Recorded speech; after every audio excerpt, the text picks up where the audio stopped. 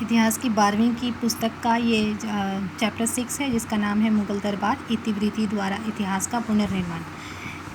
पिछली वीडियो में हमने मुग़लों और राजपूतों के बीच संबंध को स्टार्ट किया था और उसमें हमने बाबर और राजपूत के संबंध को देखा और हुमायूं और राजपूत के संबंध को देखा। आज का जो वीडियो है, इस वीडियो में हम अकबर और राजपूतों के बीच के संबंध को देखेंगे। तो चलिए स्टार्ट करते हैं। जैसे कि हमें पता है कि जनवरी 1556 ईस्वी में हुमायूं की मृत्यु के बाद अकबर मुग़ल बादशाह बना था और अकबर चूँकि एक महत्वाकांक्षी शासक था, इसलिए उसने बहुत विशाल साम्राज्य की स्थापना कर रखी थी और उसने यह अनुभव कर लिया था कि राजपूतों की सहायता के बिना भारत में मुस्लिम राज्य की स्थापना करना संभव नहीं है। इसे और ना ही वो सामाजिक और आर्थिक राजनीतिक एकता संभव हो, क्योंकि उसकी ये मंशा थी कि वो संपूर्ण भारत पर अपना राज्य स्थापित करे। संपूर्ण भारत को वो एक झंडे के नीचे लाना चाहता था, मतलब संपूर्ण भारत का वह स्वामी बनना चाहता था। तो उसको ये पता था कि इस कार्य में सबसे बड़ा जो बाधक होगा वो होगा राजपूत शक्ति। तो वो राजपूतों के बारे में वो ये बात अच्छी तरह समझ चुका था कि उनके साथ अगर वो युद्ध करेगा, अगर उनके साथ संबंध स्थापित अच्छे नहीं रखेगा, तो उसका जीवन लगातार युद्धों में ही व्यतीत हो जाएगा, क्योंकि ना तो राजपूत हार मानते और ना मुग़ल बादशाह हार मानता। ऐसी स्थिति में उसने बीच का रास्ता अपनाया कि राजपूतों के साथ किसी भी तरह से मैत्रीपूर्ण संबंध स्थापित किया जाए, उनका सहयोग प्राप्त किया जाए, ताकि भारत में सामाजिक और राजनीतिक एकता संभव हो सके। तो भारत में इस्लाम की सफलता इस कारण हुई कि उसकी सामाजिक व्यवस्था प्रगतिशील थी, जो आसानी से अन्य जातियों को आत्मसात करने में समक्ष रही। इसके विपरीत हिंदुओं की सामाजिक व्यवस्था को जातियों, उपजातियों, आचार विषय की संकीर्णता, रूढ़िवादिता ने पंगु बना दिया था। कहने का तात्पर्य यह है कि मुसलमानों इस्लाम का राज्य स्थापित करने के लिए या एक मुस्लिम बादशाह जो कि विदेशी है और वो भारत में आकर भारत को अपने साम्राज्य के अंतर्गत ले आ रहा है, अपने झंडे के नीचे ला रहा है, मतलब संपूर्ण साम्राज्य का, संपूर्ण भारत का स्वामी बन बैठ रहा है। तो उसका एक कारण यह रहा कि उस समय हिंदुओं की जो जाति थी उसमें बहुत सारी छोटी छोटी उपजातियाँ, बहुत सारे विचारों की संकीर्णता, रूढ़िवादिता, भेदभाव की भावना, ये सारी जो चीज़ें थी वो कहीं ना कहीं हिंदू धर्म की दुर्बलता को दर्शा रहा है। ऐसे में इस्लाम धर्म का जो नया स्वरूप अकबर लेकर आया, उसे इस समय बहुत फ़ायदा पहुंचा और इसी के कारण, इस्लाम धर्म की सरलता के कारण भी यह काफ़ी हद तक संभव हो सका। तो इसलिए भारत में इस्लाम का प्रवेश एक प्रगतिशील सामाजिक व्यवस्था के साथ में आया था, जिसके प्रभाव में आकर हिंदुओं की सभ्यता भी बदलने लगी थी। लाखों लोगों ने इस्लाम धर्म स्वीकार कर लिया, लेकिन धीरे धीरे उसकी प्रगतिशीलता भी कम हो गई। अकबर ने इस युग की सामाजिक, धार्मिक, आर्थिक स्थिति को समझा, अतः गैर मुसलमानों के सहयोग से अपने राजनीतिक लक्ष्य की ओर पहुंचने का उसने निश्चय किया। उसका लक्ष्य था संपूर्ण भारत को अथवा उसके अधिकांश भाग को अपनी सर्वोच्चता के अंतर्गत राजनीतिक एकता के सूत्र में बांधना। लेकिन इसे पूरा करने के लिए राजपूताना पर राजनीतिक नियंत्रण स्थापित कर लेना उसके लिए परम आवश्यक था, क्योंकि सामरिक दृष्टि और साम्राज्यवादी विस्तार की दृष्टि से भी यह प्रदेश महत्वपूर्ण था। गुजरात तथा मालवा जाने वाले मार्ग भी इस क्षेत्र से होकर गुजरते थे, इसीलिए राजाओं, शासकों का सहयोग बहुत आवश्यक था। तो हम देखेंगे कि उसने इसके लिए क्या क्या प्रयास किए। 1562 ईस्वी का वर्ष मुग़ल राजपूत संबंधों के लिए बहुत ही महत्वपूर्ण था। कैसे? राजपूतों से वैवाहिक संबंध। अकबर ने क्या किया? राजपूतों से वैवाहिक संबंध स्थापित करके राजपूतों के साथ अपने संबंध को बेहतर बनाया। इसके लिए उसने क्या किया? अकबर की राजपूतों के सहयोग की नीति 1562 ईस्वी से शुरू हुई, जब वह आमेर के ख्वाजा मोइनुद्दीन चिश्ती की दरगाह में जियारत के लिए जा रहा था। तब आमेर नरेश भारमल कछवाहा से 20 जनवरी 1562 को उसकी मुलाकात हुई, जिसके परिणाम स्वरूप अकबर ने उसकी पुत्री हरका बाई से विवाह किया, जिसे हम लोग जोधा बाई के नाम से जानते हैं। इस विवाह से आमेर के कछवाहा नरेशों का भाग्योदय हो गया, वे समस्त भारत में महत्वपूर्ण व्यक्ति बन गए। इस विवाह के समय ही अकबर भारमल के पुत्र और पौत्र को आगरा ले आया और अपनी सेना में उच्च पदों पर आसीन किया।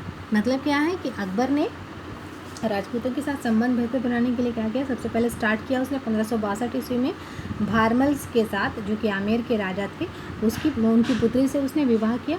और यही नहीं, उनकी पुत्री से विवाह करके उसने क्या किया, उसके मतलब भारमल के जो पुत्र थे और जो पौत्र थे, उन दोनों को अपने साथ आगरा ले आया और उसने उसे उच्च पदों का मनसब प्रदान किया। मतलब उसने क्या किया? एक तरह से तो वैवाहिक संबंध स्थापित किया, दूसरे उनके महत्वपूर्ण व्यक्तियों को अपने शासन के प्रशासनिक पदों पर, उच्च प्रशासनिक पदों पर आसीन करके वो कहीं ना कहीं उसने राजपूतों को अपने अधीन भी कर लिया था। आमेर के कछवाहा नरेशों को मुगल दरबार में सम्मिलित देखकर राजस्थान के अन्य राजपूत नरेशों को भी अपनी पुत्रियों या पौत्रियों के विवाह अकबर और उसके पुत्रों के साथ करने का मार्ग प्रशस्त कर दिया। मतलब क्या है, हम यहाँ देख रहे हैं कि भारमल की पुत्री के साथ जब अकबर ने विवाह किया तो एक तरह से मुग़ल सम्राट के साथ, मुग़ल बादशाह के साथ, मुग़ल दरबार के साथ राजपूतों का जो संबंध स्थापित हो रहा है, इससे उनकी शान में काफ़ी वृद्धि हो रही है। दूसरा हम देख रहे हैं कि उनके महत्वपूर्ण व्यक्तियों को वो अपने उच्च प्रशासनिक पदों पर स्थान भी दे रहा है। तो इस तरह से देख रहे हैं कि एक वो मुग़ल जो उस समय भारत में सबसे बड़ी जो शक्ति थी, मुग़ल शक्ति, उसके काफ़ी नज़दीक राजपूत आ जा रहे हैं। तो इसकी देखा देखी बाकी के जो राजपूत नरेश थे, उनके मन में भी कहीं ना कहीं ये बात आने लगी कि किसी तरह से ये भी उसी तरह का सम्मान और उसी तरह का संबंध मुग़लों के साथ स्थापित कर पाएँ।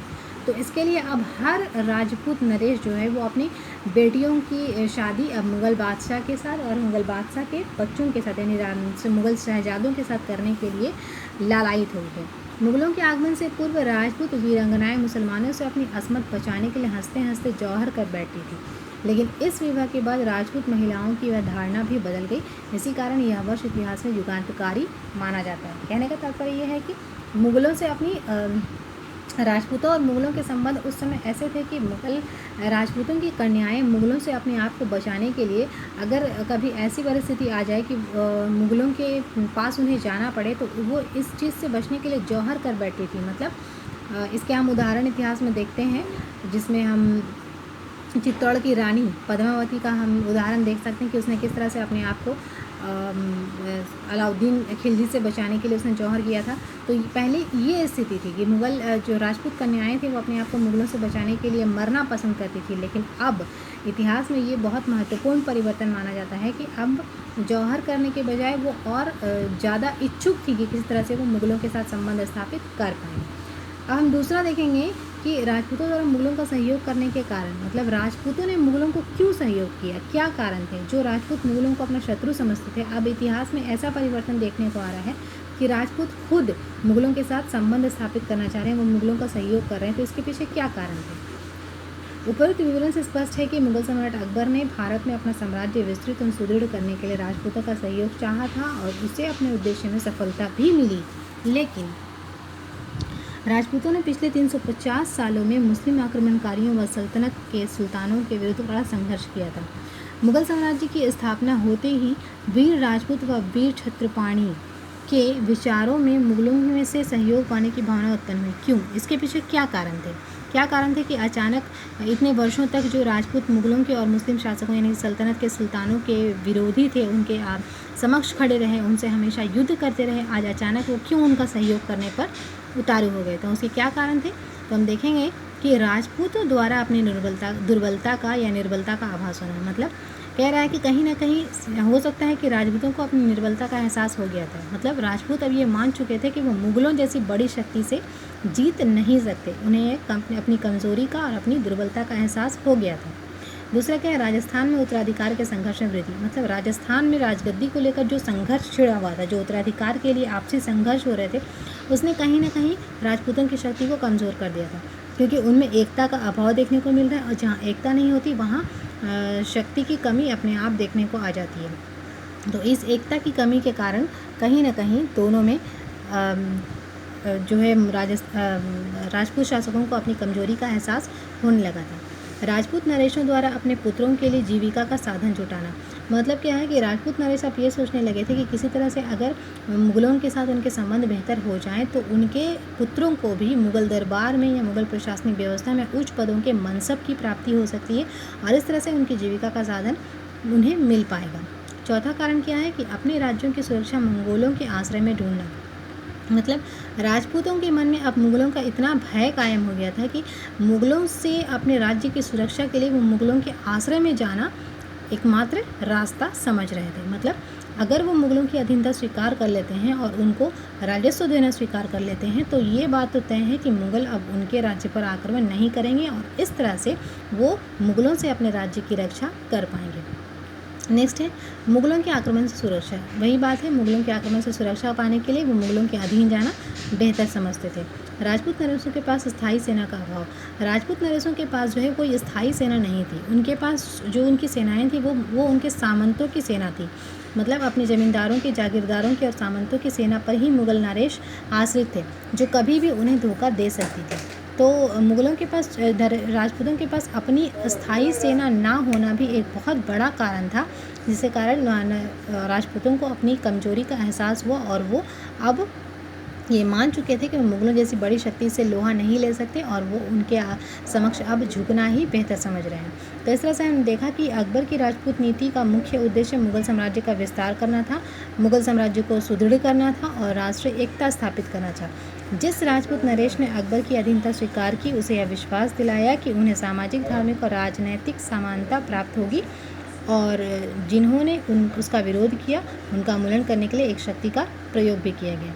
मुगल साम्राज्य में राजपूतों ने जो सहयोग दिया, उससे हिंदू मुस्लिम संस्कृतियों में घनिष्ठ संबंध स्थापित हुआ और इससे सांस्कृतिक क्षेत्र में समन्वय की प्रक्रिया प्रारंभ हुई। इससे कला और साहित्य के क्षेत्र में भी नवीन आदर्श और मापदंड स्थापित हुआ और हिंदुस्तान में दीर्घकाल तक शांति स्थापित हुई। तो ये था अकबर के साथ राजपूतों के संबंध। इसमें हमने देखा कि अकबर ने राजपूतों के साथ संबंध स्थापित करने के लिए एक तो मुगलों की राजपूतों के साथ वैवाहिक संबंध स्थापित किए, दूसरे उन्हें अपने अधीन लाकर उन्हें प्रशासनिक पदों पर उच्च स्थान दिया और इस तरह से उसने न सिर्फ मुगल साम्राज्य का विस्तार किया बल्कि मुगल साम्राज्य को सुदृढ़ता प्रदान की और उसने संपूर्ण भारत में राजनीतिक, धार्मिक और सामाजिक एकता स्थापित की, जो कि लंबे समय तक कायम रहा। तो इस वीडियो में हम लोग इतना ही देखेंगे। नेक्स्ट वीडियो में हम देखेंगे जहांगीर की राजपूत नीति क्या थी और जहांगीरों के समय में राजपूतों के साथ मुगलों के संबंध कैसे थे। Thank you.